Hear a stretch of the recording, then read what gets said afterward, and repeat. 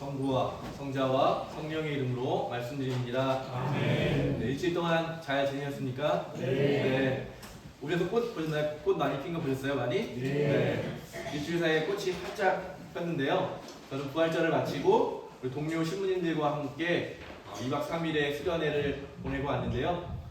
각자의 목회도 나누고 또 각자의 삶과 신앙에 대해서도 많이 나눌 수 있는 그런 좋은 시간이었습니다. 어려운 상황이면 틀림없지만 각자가 성직의 소명을 붙들고 주님의 뜻을 이루기 위해서 애쓰는 모습 가운데 또 서로가 서로를 챙기고 또 격려하면서 어려움에 처한 동료를 서로 돌봐주는 그런 상황 속에서, 그런 분위기 속에서 새로운 희망을 많이 발견할 수가 있었습니다. 또 제 안에 솟아오르는 기쁨과 힘도 많이 느낄 수가 있었습니다. 2박 3일 동안의 수련회를 시간 동안에 같은 뜻을 품은 동료라는 것이 얼마나 소중한지를 다시 한번 깊이 깨닫는 그런 시간이었습니다. 돌아오면서 생각하면서 우리 부천교회도 하느님께서 맺어주신 귀한 동료구나, 하느님께서 뜻을 이루기 위해서 불러주신 참 좋은 동료라는 생각도 하게 되었습니다.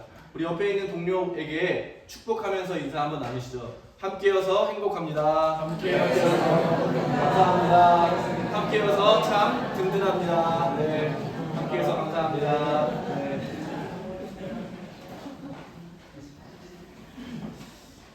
제가 좀 어릴 때는 그런 생각을 많이 했어요. 내 주위에는 왜 좋은 사람이 별로 없을까?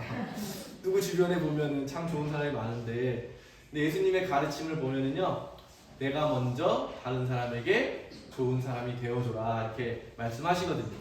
누구에게나 좋은 친구, 또 힘이 되는 동료, 나를 이해해주는 사람이 꼭 필요합니다.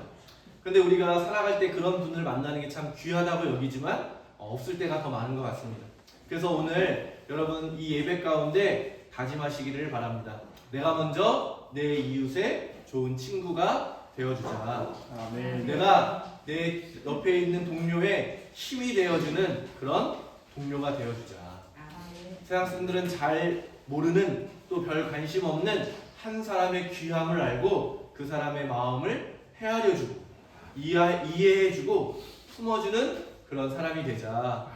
아마 이런 일이 아마 주님께서 기뻐하시는 일이 아닐까 생각합니다. 오늘 부활의 이야기 두 번째 이야기인데요. 토마 사도에 대한 이야기입니다. 토마 사도는 한 사람에게 일어난 놀라운 일이기도 하지만 그리스도의 공동체는 한 사람의 경험을 각자가 나누면서 우리의 이야기로 만들고 또 그 이야기 안에 담겨있는 하느님의 뜻을 함께 기뻐하고 축하하는 그런 전통 안에서 발전하게 되었습니다.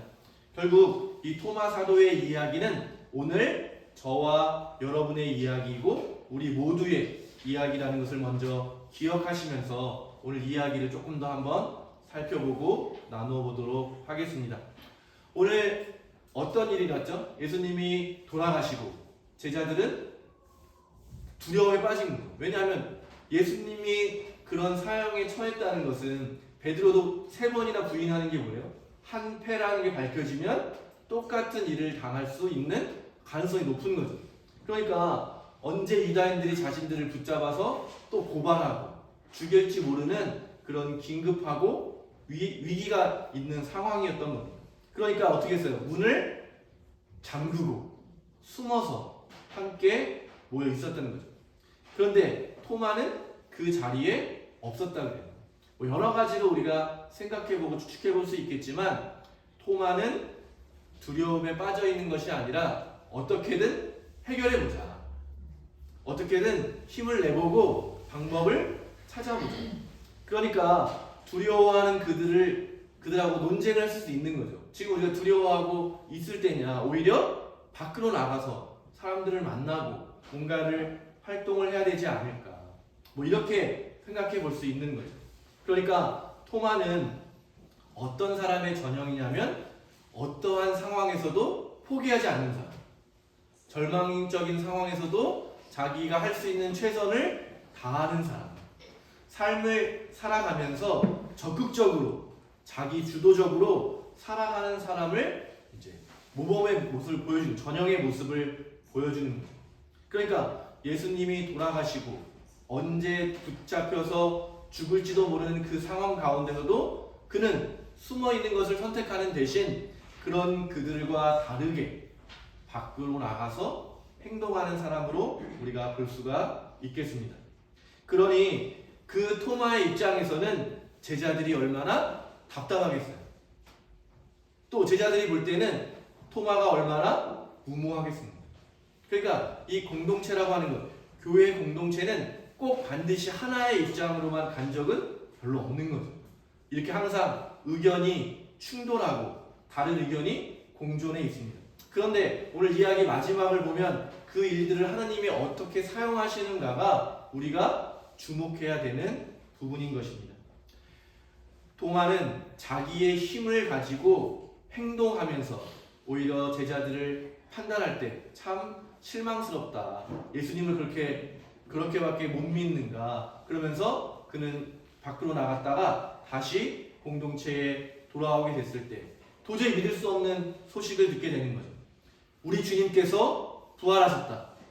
우리 모두는 그분의 손과 허리에 있는 상처를 다 보았고 또 그분이 불어주시는 그 평화를 다 맛보았다. 그분이 우리에게 숨을 쉬시면서 성령을 선물로 주셨다. 여러분 기쁜 소식이지 않으세요? 네. 여러분이 누군가 여러분에게 똑같이 여러분 마음이 어떠시겠어요? 너무 좋습니다. 표정들은 별로 안 기뻐지는 것 같은데 로또가 당첨됐다 그러면 기뻐하실 것 같은데 기뻐해야 되는 토마가 기뻐하지 않고 오히려 받아들이지 않는 거죠. 왜 그럴까를 한번 제가 묵상하면서 생각해 보니까 이런 거예요. 우리 삶에서도 자주 일어나는 일인데 내가 노력하고 뭔가를 하려고 했는데 아무것도 안 한 사람이 더 잘 됐을 때 그런 일이 있으잖아요. 밤새워 시험 공부를 했는데 그만 나는 시험을 망쳤는데 저 옆에 있는 애는 막 공부도 안 했는데 시험 성적을 잘 받았어. 그때 야 기쁘다 우리 떡볶이 먹으러 가자. 그때 뭐라고 하세요? 같이 기뻐하는 게 아니라 그때 삐지는 마음이 생기는 거잖아요. 왜 나한테만 이런 일이 생길까? 누구는 정말 저렇게 잘 되는데 부활하신 예수님을 만난다면 내가 만나야지. 아무것도 안 하고 저렇게 문 걸어 잠그고 절망에 빠져 있는 다 포기한 저들에게 왜 예수님은 나타나시고 나에게는 나타나지 않으셨을까? 기뻐하고 받아들여야 할 소식 앞에 그는 상처를 받는 거죠. 왜 하필이면 내가 아닌 저들일까?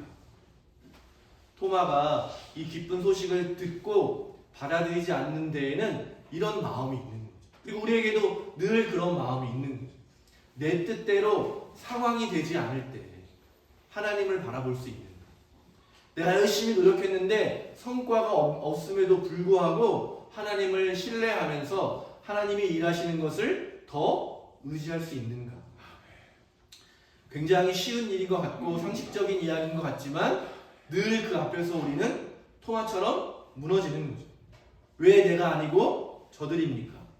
왜 내 노력은 성과를 얻지 못합니까? 부활의 소식을 받아들인다는 것은 토마가 인정해야 됩니다. 내 태도가 틀렸구나.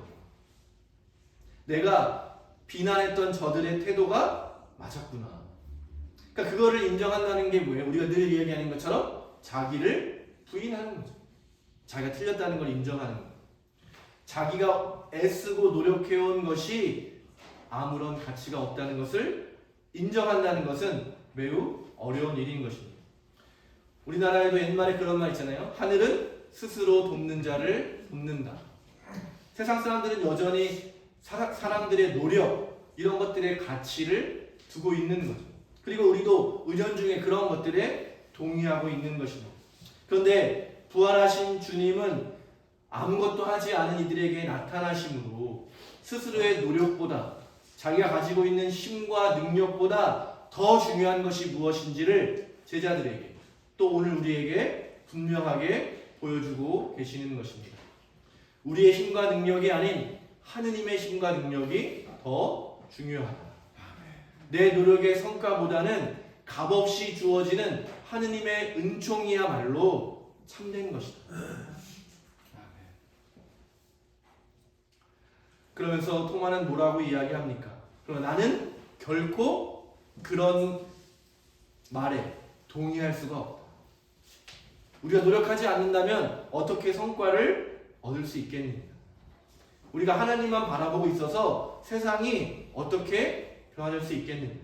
우리가 흔히 이야기하는 말들인 것입니다. 그러면서 그가 이야기하는 거죠. 나는 내 손으로 만져보고 내 눈으로 직접 보고 만져보지 않고는 할 수 없다, 믿을 수 없다라고 하는, 사실은 어떻게 보면 이 삐져서 하는 말인 거죠. 아주 그냥 자기 고집에 가득 찬 말을 하는 것입니다. 그런데 예수님이 어떻게 해주셨어요? 그 말을 은총의 말로 바꿔주신 거죠. 실제로 만져봐. 오늘 우리는 이 예배를 통해서 또 부활하신 이 부활의 소식을 들으면서 우리의 모습을 돌아보시게 되기를 바랍니다. 내 마음대로 이 내 모든 상황들이 통제되지 않고 내 뜻대로 되지 않을 때 우리는 어떻게 하고 있는가? 그 상황을 받아들이고 하느님을 찾을 수 있는가? 하느님을 믿고 의지하는 대신에 내 힘과 내 열심과 내 노력을 의지하며 살아가고 있는 것은 아닌가? 내 옆에 있는 다른 사람과 소통하고 연결되는 것이 아니라 늘 심판자의 자리에서 다른 사람을 평가하고 판단하면서 다른 사람의 소리에는 귀를 기울이지 않고 나의 주장만을 앞세우고 있지는 않은가? 부활하신 주님을 만난다고 하는 것은 이런 우리의 삶의 태도를 점검하는 일이기도 한 것입니다. 우리 예배의 태도만을 중요한 것이 아니라 내가 어떻게 살아가고 어떻게 생각하고 어떻게 말하고 어떻게 관계 맺어 가는가라고 하는 삶의 중요한 일들 가운데 부활하신 주님을 만나고 드러내는가, 바로 이런 것이 우리의 신앙의 핵심이라는 것입니다. 그래서 부활하신 주님을 만나는 것은 사실 그런 우리의 어두움을 드러내는 일인 것입니다. 우리의 비뚤어진 마음을 주님께 내어놓고 다시 치유되는 그런 과정인 것입니다.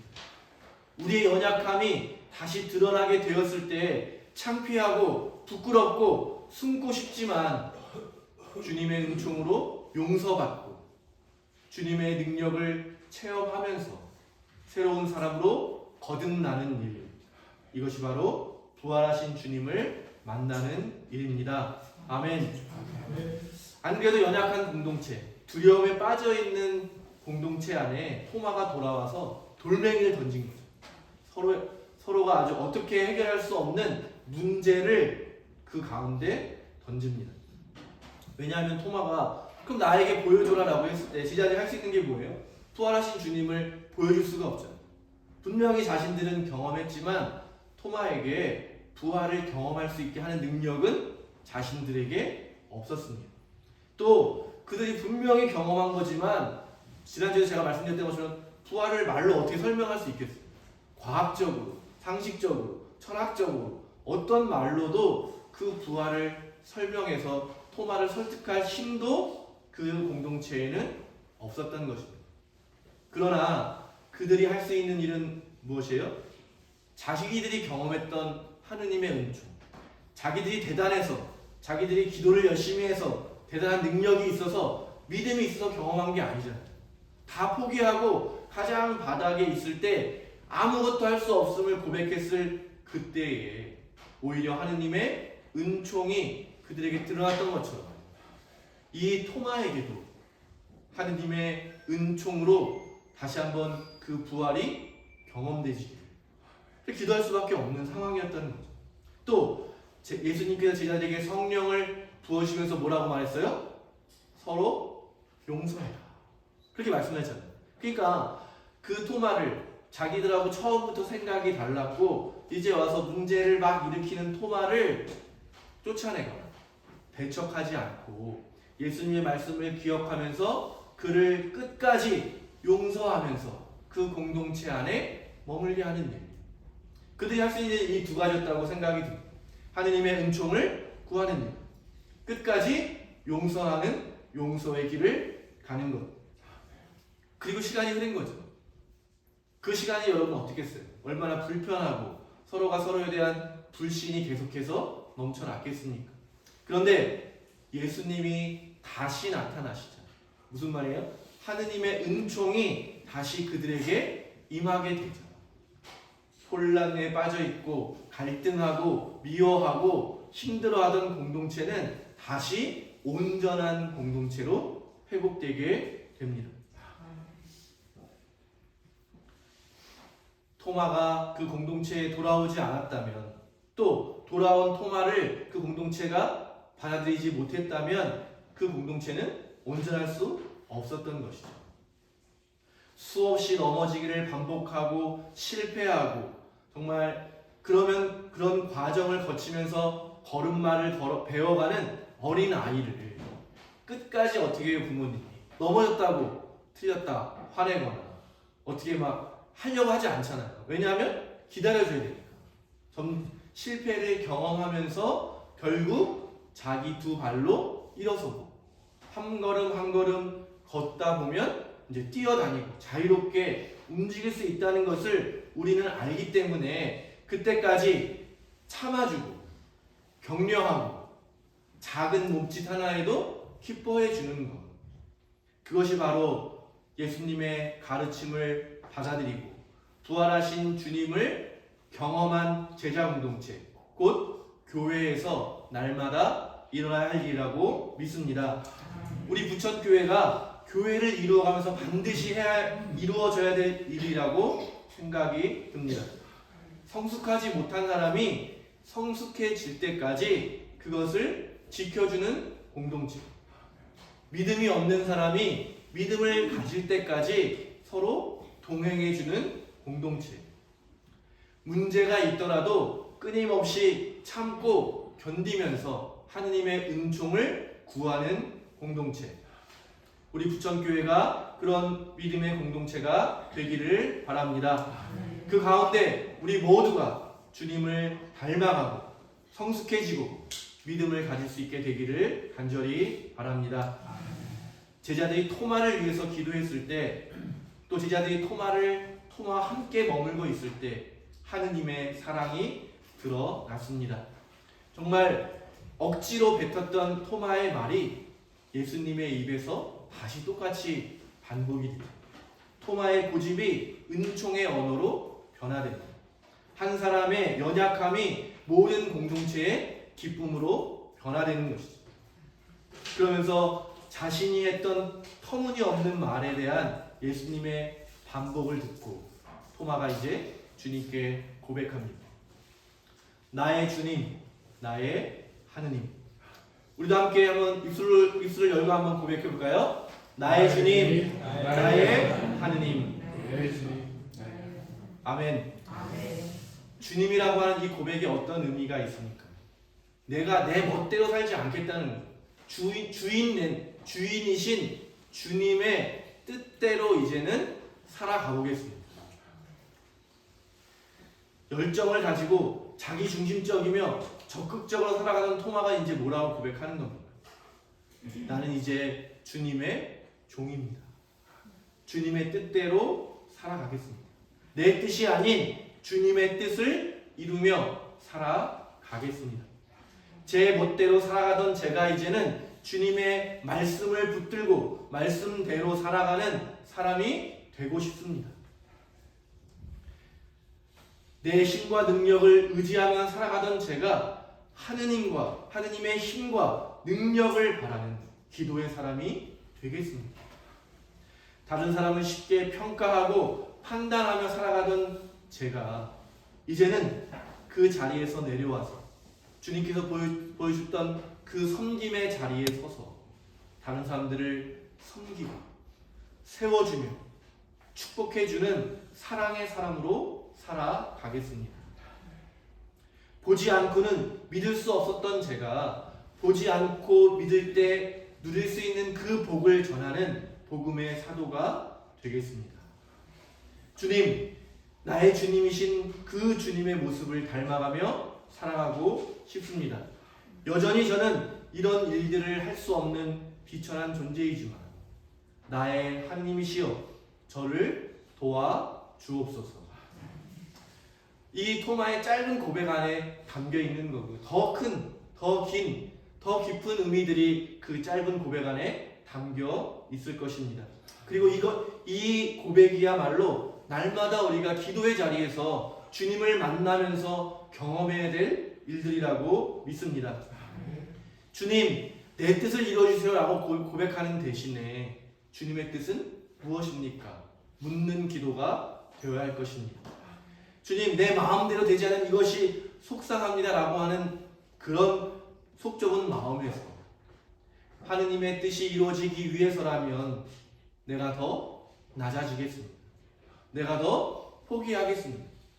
내가 더 헌신하겠습니다 라고 하는 고백으로 변화되는 것. 주님의 뜻이 이루어지기를 바라고 주님의 도우심을 바라면서 나에게 주신 복을 다른 사람과 나누기 원하는 그런 삶의 자세야말로 오늘 토마가 오늘 우리에게 보여주는 변화된 모습이고 저와 여러분이 닮아가야 할 모습이라고 믿습니다. 토마는 인도까지 가서 복음을 전했다고 해요.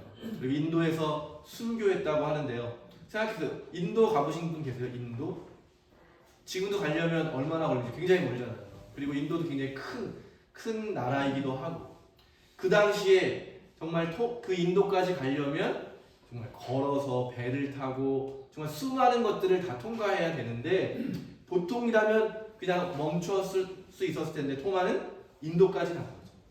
우리가 지금의 생각으로 생각해 본다면 우리가 알고 있는 세상을 넘어서 조금 더 넘어서 간 거예요. 왜 이렇게까지 해야 했을까? 또 인도가 다르잖아요. 언어도 다르고 인종도 다르고 문화도 다른데 어떻게 그 복음을 전할 수 있었을까? 우리가 생각해 볼 때 수많은 난관과 이해되지 않는 부분이 많지만 토마는 아마 부활하신 주님을 모시고 부활하신 주님을 경험했던 그 소식을 들고 오늘 제가 짧게 말씀드렸던 것처럼 그 기도를 되뇌이면서 나의 주님, 나의 하느님이라는 고백을 늘 바쳐드리면서 그렇게 인도라고 하는 곳까지 도착할 수 있었고 또 거기에서 복음의 씨앗을 뿌리는 사람으로 살아갈 수 있지 않았을까. 단순히 말로만이 아니라 그의 삶과 그의 고백으로 많은 이들이 예수님을 믿을 수 있지 않았을까. 또 본인이 그랬던 것처럼 하느님의 은총으로 많은 이들이 부활을 깊이 경험하고 살아계신 예수님을 만나는 일도 그는 경험할 수 있지 않았을까. 그렇기 때문에 지금까지도 그 인도에는 토마를 따르면서 토마를 통해서 전했다고 하는 그를 기리면서 믿고 있는 신앙인들이 여전히 있다는 것입니다. 여러분 놀랍지 않으세요?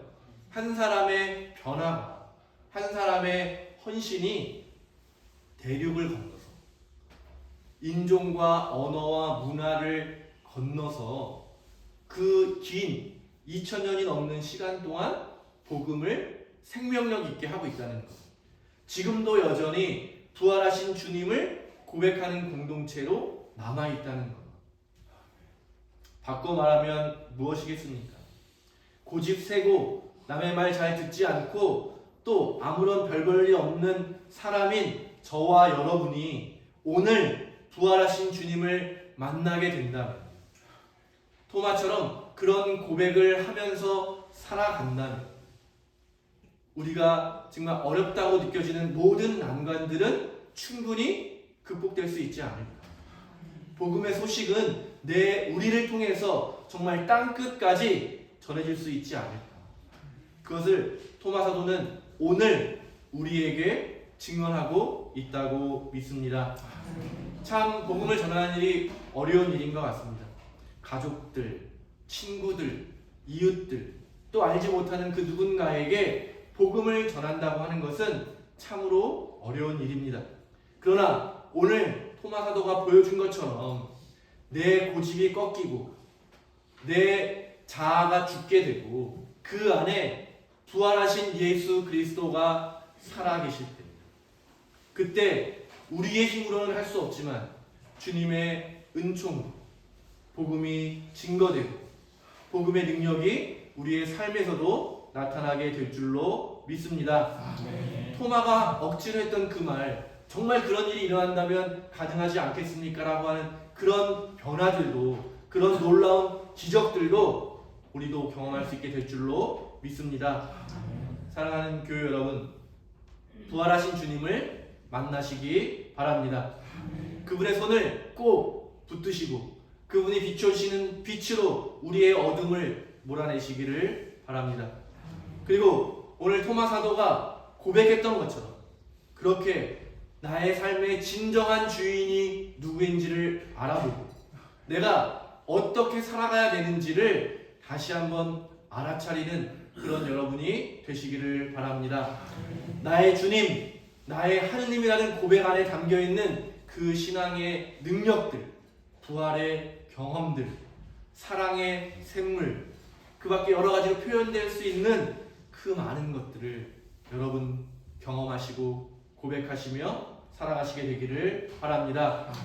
우리 주 예수 그리스도께서는 부활하셨습니다. 아멘. 우리 주 예수 그리스도께서는 지금도 살아 계십니다.